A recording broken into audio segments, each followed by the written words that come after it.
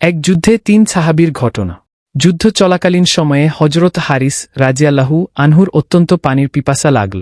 তিনি উচ্চকণ্ঠে পানি পানি বলে চিৎকার করতে লাগলেন। একজন পানিওয়ালাও দ্রুত পানি নিয়ে আসলেন।